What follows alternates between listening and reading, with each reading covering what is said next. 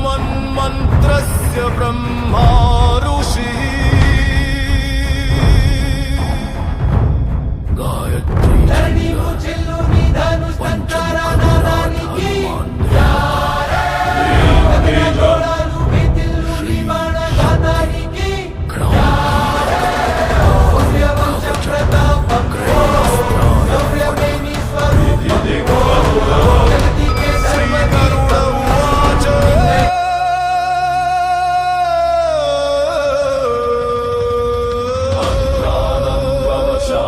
शृणु सर्वाङ्गसुन्दरि यत्कृतं देवदेवेन ध्यानं हनुमतः प्रियम् पञ्चवक्त्रं महाभीमं त्रिपञ्चनयनैर्युतं बाहुभिर्दशभिर्युक्तं सर्वकामार्थसिद्धिदम्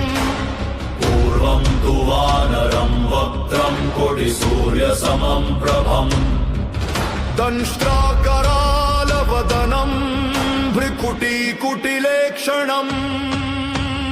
अस्य एव दक्षिणं वक्त्रं नरसिंहं महाद्भुतम्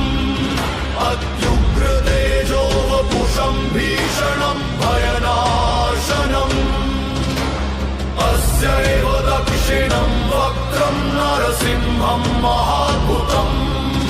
अत्युग्रतेजो वपुषं भीषणं भयनाशनम्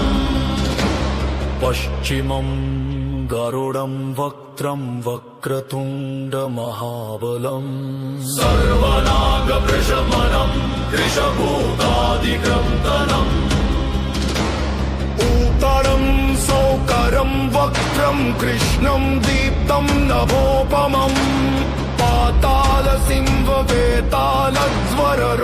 पातालसिंहवेतालज्वररोगादिकृन्तनम् पूर्वं हयाननं घोरं दानवान्तकरं परम् येन वक्त्रेण विप्रेन्द्रतारकाख्यं महासुरम् जघान शरणं तत्स्यात् सर्वशत्रुहरं परम्